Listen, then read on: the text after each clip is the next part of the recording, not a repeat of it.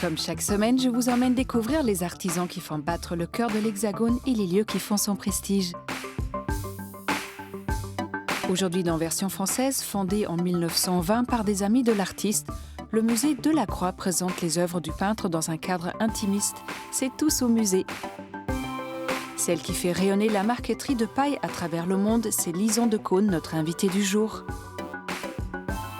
Non, le tricot, ce n'est pas pour les mémés. La preuve, la maille s'invite au défilé couture. Voici son histoire dans En mode.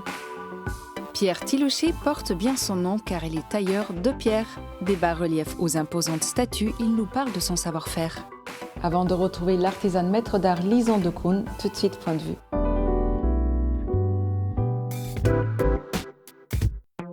On dit souvent que l'enfer est pavé de bonnes intentions.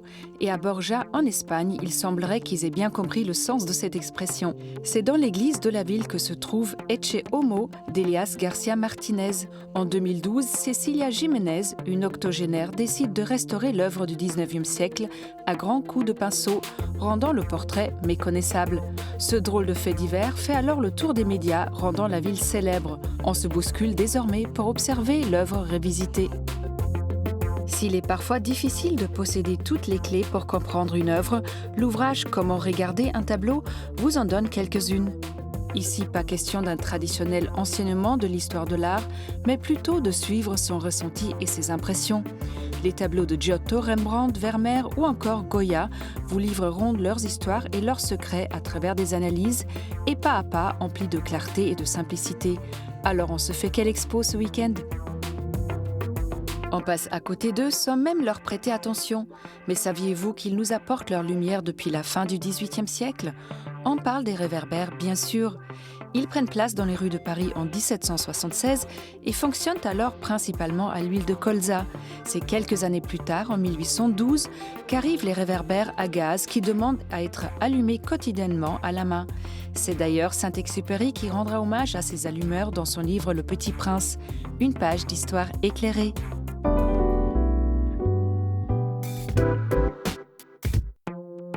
Peinture, esquisse, dessin ou encore estampe.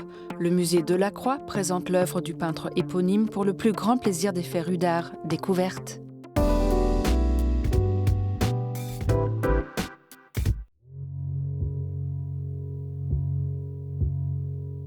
Le musée Delacroix, ce n'est pas forcément un lieu où on va découvrir tous les chefs-d'œuvre de l'artiste alignés les uns après les autres, mais beaucoup plus un lieu où on peut rencontrer l'artiste, avec des œuvres peut-être moins connues, avec des choses plus variées, et rentrer plus dans ce qu'était la tête d'un artiste à la milieu du 19e siècle, en fait, à Paris. C'est dans cette maison atelier, au cœur du quartier de Saint-Germain-des-Prés, que le peintre Eugène Delacroix s'établit à la fin de sa vie. Un lieu de création crépusculaire que le plus illustre des artistes romantiques fait construire à l'ombre des arbres et dans le parfum des fleurs. On sait d'après les factures de ce qu'il a pu commander pour l'aménagement du jardin qu'il aimait beaucoup les roses parce qu'il a fait planter beaucoup de plants de roses, notamment des rosiers du Bengale. Mais pas seulement des roses, il y a des arbres, des pins, d'autres types de fleurs. Et Delacroix appréciait ce jardin, notamment pour se reposer, faire un petit peu d'exercice sans forcément sortir. C'était quelqu'un qui travaillait beaucoup et qui sortait dans la dernière partie de sa vie, pas forcément beaucoup, donc il aimait ce jardin privatif en fait. Après la mort de l'artiste en 1863, ce petit havre de paix sera sauvé de la destruction et transformé en musée des années plus tard sous l'impulsion de toute une génération de peintres post-impressionnistes comme Paul Signac ou Maurice Denis, tous admirateurs du grand maître de la couleur. Delacroix, il est connu avant tout pour être un très grand coloriste. Et c'est quelqu'un qui jouait beaucoup des vibrations des couleurs complémentaires. Il mettait du rouge à côté du vert pour que les deux couleurs se renforcent et soient encore plus lumineuses. Il faisait des espèces de petites hachures de couleurs assez proches.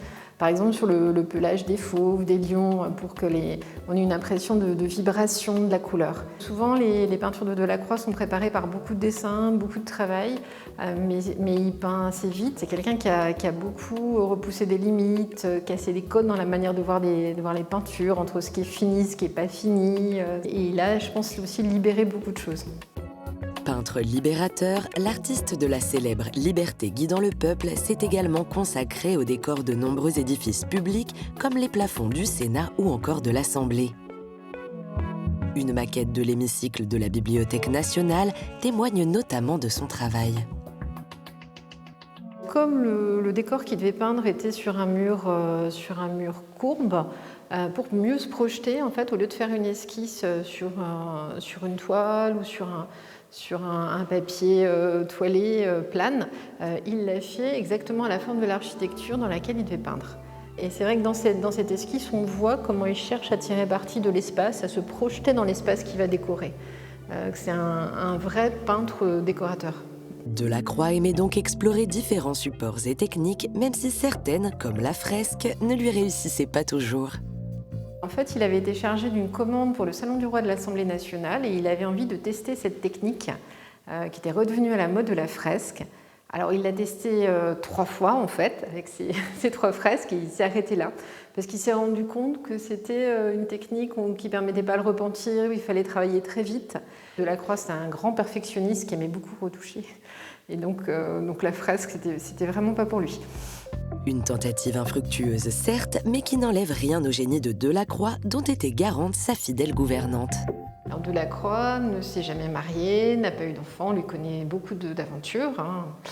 Mais celle qui a le plus veillé sur lui, c'est sa gouvernante. C'est une Bretonne montée à Paris, Jenny, qui est présente avec sa coiffe. Il y a un air pas très commode. On voyait qu'elle avait quand même un certain caractère. Et quand en fait il habitait ici, elle faisait tourner la maison et puis elle veillait sur lui. C'est-à-dire qu'elle empêchait ses amis de venir le distraire de son travail.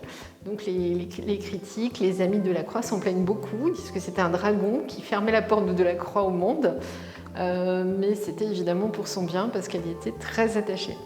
C'est avec tristesse que Jenny Le Guillou verra l'artiste s'éteindre ici dans cette chambre. Et quelque chose nous dit que leurs 2 fantômes habitent encore ces murs.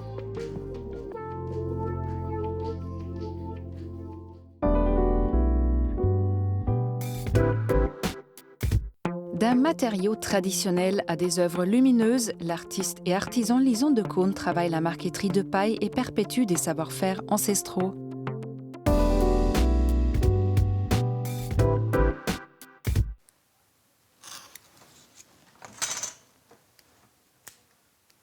C'est une matière magnifique parce que ça vient du champ, hein. Ma paille vient de Bourgogne. Donc c'est de la paille de seigle, ça coûte rien, c'est une matière pauvre, humble.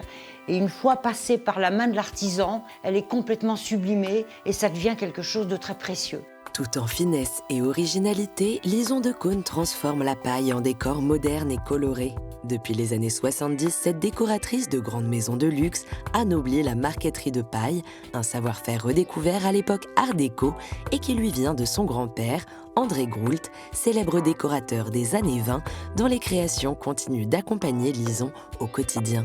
Mon grand-père, c'est vraiment mon ange tutélaire, donc j'aime bien avoir ce paravent, qui est un paravent qui a vraiment été sauvé des eaux. Il était dans notre chaumière en Bretagne. Il était entièrement collé sur de l'amiante. Donc j'ai tout décollé et tout recollé sur un panneau de contreplaqué. C'est aussi comme ça que j'ai appris mon métier, c'est en décollant tout, en m'apercevant que les motifs étaient faits sur des aplats. Il collait aussi sa paille sur du papier. Moi, j'ai vraiment appris mon métier en désossant les objets en marqueterie de paille pour voir comment ils étaient faits. Aujourd'hui entouré d'une solide équipe pour l'aider dans ses projets monumentaux, c'est en autodidacte que l'artiste a percé les mystères de cet artisanat et de son étonnante luminosité. Ce qui est joli, c'est qu'à chaque fois qu'on pose sa paille dans une direction différente, la lumière accroche différemment. Donc avec la même teinte de paille, selon la façon dont on la pose, on a l'impression presque qu'on a 2 couleurs de paille. Donc ça, c'est vraiment un des secrets pour faire de belles marqueteries de paille, c'est le positionnement qu'on va donner à la paille. Ciseaux et colle jamais loin, les petites mains de l'atelier de Lison doivent avant tout s'armer de patience et caresser la matière centimètre par centimètre. C'est une matière sensuelle qu'on a envie de toucher. Non seulement c'est agréable à toucher, mais c'est en la touchant qu'on voit si elle a bien été marquetée. Parce qu'on doit sentir la matière de la paille, mais on ne doit pas sentir de superposition. Un bon artisan, il a des yeux au bout de ses doigts. Vert émeraude, bleu saphir, Lison de Caunes illumine ses créations de différentes teintes de paille qu'elle marie à l'envi selon les inspirations. J'ai une 50aine de couleurs différentes, donc une grande gamme de couleurs. J'ai des possibilités de motifs qui sont à peu près infinies. Donc c'est pour ça qu'on fait énormément d'échantillons. Je m'inspire aussi bien de motifs végétaux que beaucoup de motifs géométriques. Et chaque fois que je vois quelque chose, un motif qui me plaît dans un journal de décoration ou même dans la nature, je me dis « Oh, ça en paille, ça pourrait être magnifique ». Un vaste champ des possibles que l'artiste aime explorer au fil des créations, mais aussi de certaines innovations, comme ces panneaux en marqueterie de paille subtilement gaufrés. Là, on s'est dit, est-ce qu'on pourrait faire des panneaux en paille gaufrée? Donc, on a fait plusieurs essais et en fait, le miracle, une fois qu'on a collé la paille sur son papier, ça a marché. La paille n'a pas craqué. Et après, on s'est dit, mais comment ce gaufrage lui donner encore plus d'originalité? Donc, on a plaqué à chaud une feuille d'aluminium teintée. On ne sait plus vraiment où on est. On ne sait plus si on est dans du métal, si on est dans du cuir. En fait, on est dans de la marqueterie de paille gaufrée. Ce qui m'intéresse aussi beaucoup aujourd'hui pour montrer le côté très contemporain de la marqueterie de paille, c'est de collaborer avec d'autres artisans qui travaillent le métal, qui travaillent la pierre dure, qui travaillent le verre, et de montrer qu'associer la paille avec des matériaux très contemporains, ça lui redonne une nouvelle vie et surtout ça lui donne un côté très moderne. En témoigne ce corner dans l'atelier de Lison qui rassemble et entremêle les différents savoir-faire du collectif Par Excellence, un collectif d'artisans designers, tous experts de leur discipline. Ça harmonise extrêmement bien. Hein, ouais, ça rend bien. Hein. Ouais, et puis moi j'aime bien l'idée qu'il y ait cet arrondi qu'on retrouve au plafond, qu'on retrouve sur le tapis. Exactement. Tous les artisans du collectif se sont concertés pour faire écho à la réalisation de Lison, donc, qui est un peu le point d'orgue de cette scénographie. Et on voit qu'ils ont réussi à collaborer chacun dans leur savoir-faire. Donc ça forme un ensemble complètement harmonieux et assez intemporel. Une modernité dont Lison peut être fière, tout comme l'est sans aucun doute de là-haut son grand-père.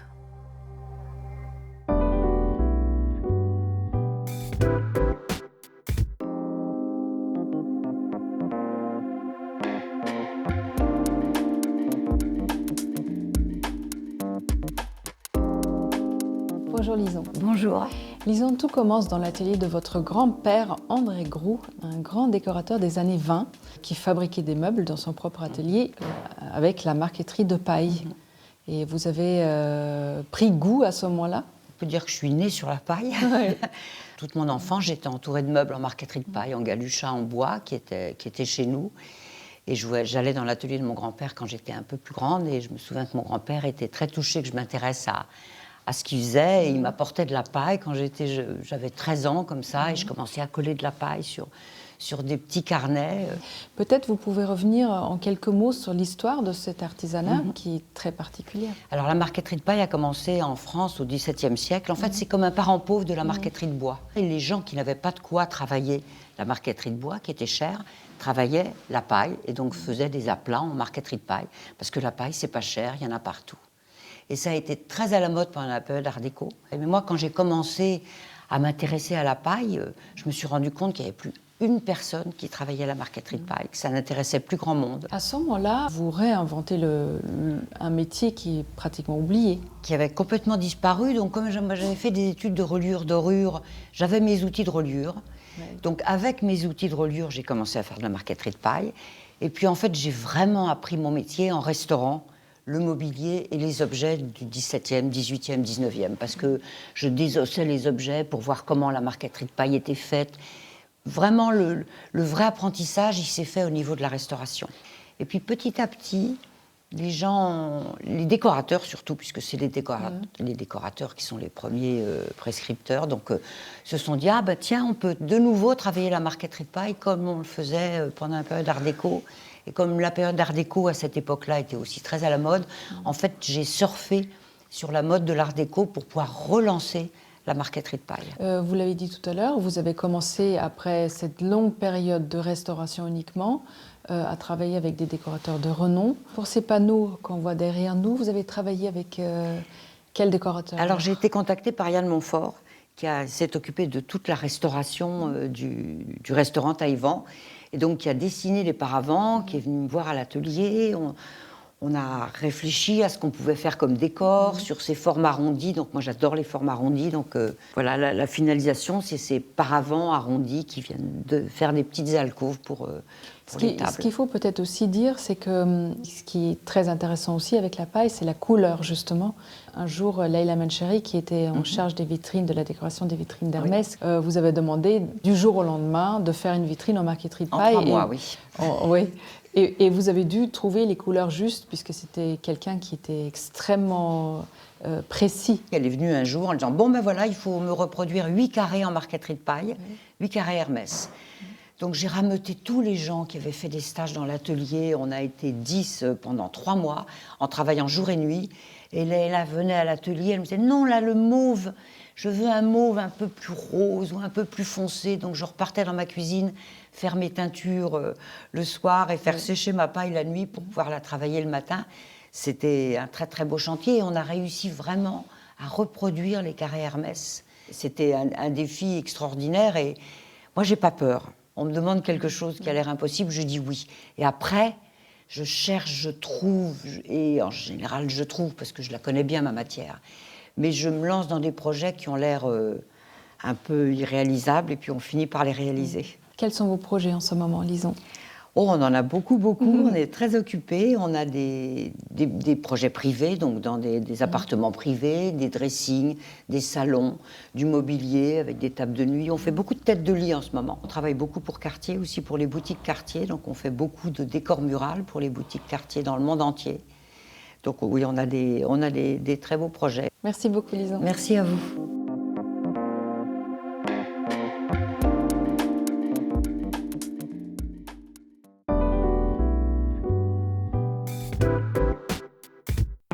Si quand on vous dit maille, vous pensez à des grands pulls informes, détrompez-vous, elle en a sous le crochet.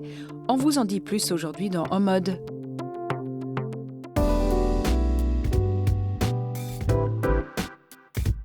C'est une catégorie de vêtements bien particulière, indispensable à chaque collection et à nos garde-robes d'hiver. Penchons-nous sur les pulls, sur le tricot ou le cardigan, bref, sur la maille. Elle se place à l'opposé de ce qu'on appelle le chêne et trame, c'est-à-dire les matières classiques dont le tissage est fait de fils verticaux et horizontaux. La maille, elle, est tricotée à la main ou à l'aide de machines industrielles qui rendent possible toutes les déclinaisons de styles et de motifs. Parmi les grands classiques, on trouve la torsade des pulls irlandais nés au XIXe siècle sur les îles d'Aran où ils étaient tissés de fils imperméables et destinés aux pêcheurs. Ou encore l'argile, ce motif à losange né au XVIIe siècle dans le clan écossais Campbell of Argyle et popularisé après la Première Guerre mondiale par la marque Pringle of Scotland. Chez Unreal, Kunihiko Morinaga s'amuse à le déstructurer et pousse son approche ludique avec des motifs régressifs en jacquard.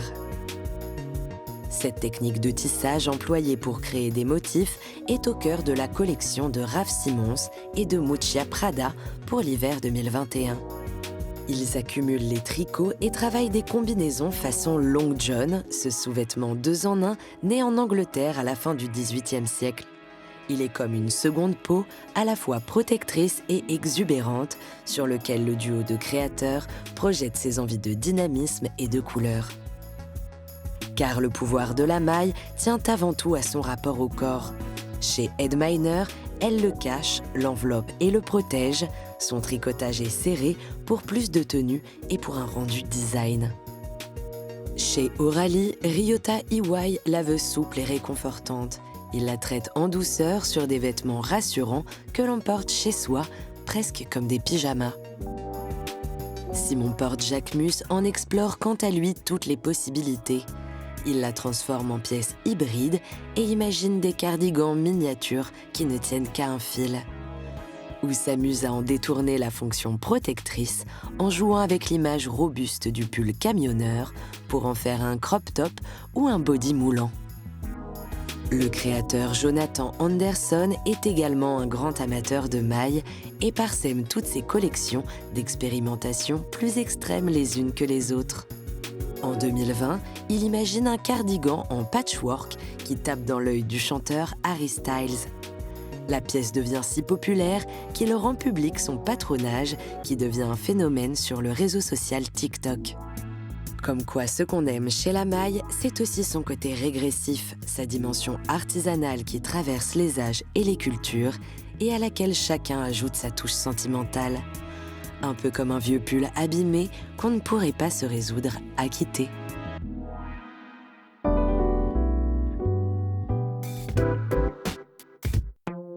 Armé de ses outils, Pierre Tilaucher dégrossit, taille, peaufine la pierre qu'il expose aussi bien sur les façades des bâtiments qu'aux yeux des amateurs d'art.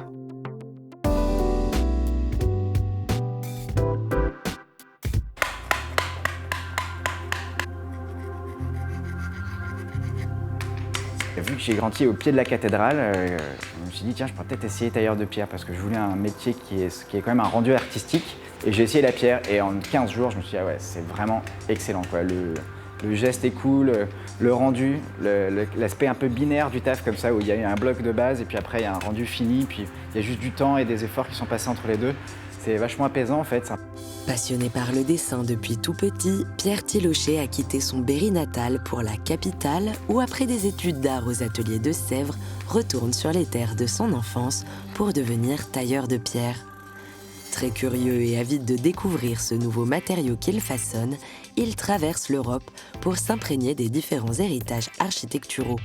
Je pense que ça a un peu influencé ma façon de sculpter parce que je me suis dit qu'il n'y avait pas que le gothique, le roman et la façon de faire un peu, on pourrait dire un peu à la française traditionnelle, c'est-à-dire qui est très jolie, mais tout ce qui est ornementation, tout ça, feuilles d'acanthe, j'adore faire ça. Mais il y a d'autres trucs, on peut proposer d'autres choses. Un travail de la matière qu'il appréhende comme un dialogue.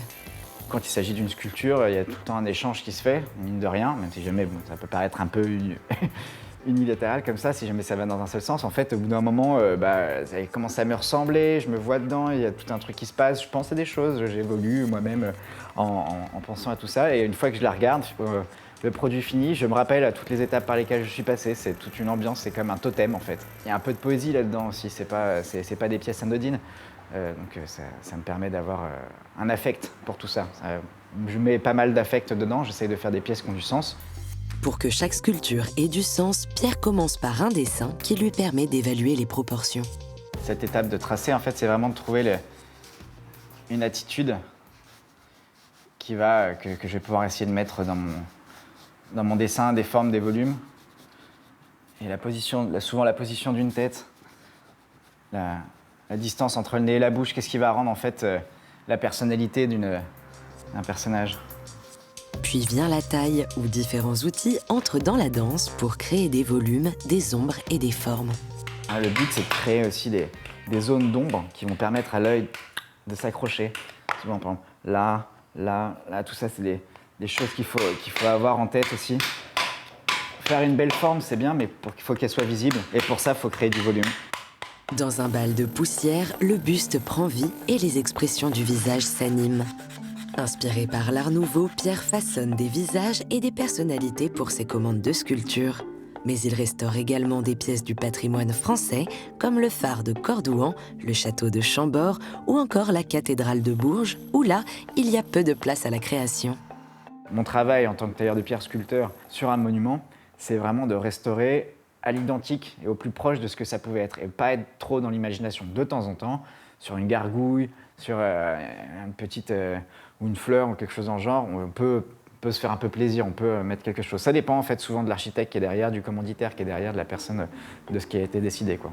Et si Pierre sculpte la plupart du temps dans son atelier bordelais bien ancré au sol, il lui arrive également d'intervenir les pieds dans le vide. Je me suis mis un autre défi aussi, c'est que souvent je me suis dit sur les chantiers, tiens, j'aimerais bien pouvoir réparer cette gargouille, ou pouvoir faire une intervention ponctuelle comme ça sur un chantier. Et je me suis dit, je vais passer mon diplôme de cordiste en bâtiment. Et grâce à ça, maintenant, je peux faire des interventions sur corde, c'est-à-dire que j'accède au toit par n'importe quel moyen, je me débrouille. Et une fois sur le toit, je me débrouille également pour amarrer mes cordes, toujours par deux. Donc, on travaille toujours sur deux cordes. Et je balance mes cordes comme ça dans le vide, qui passent devant l'endroit où je veux atteindre. Et je descends comme ça sur mon baudrier, avec tous mes outils et ça me permet de venir sculpter directement sur façade ou réparer directement sur façade.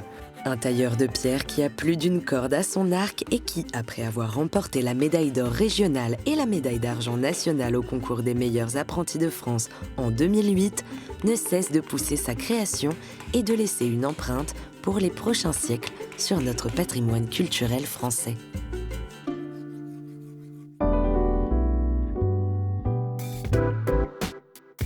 Version française est déjà terminée, mais on se retrouve très vite pour toujours plus de découvertes.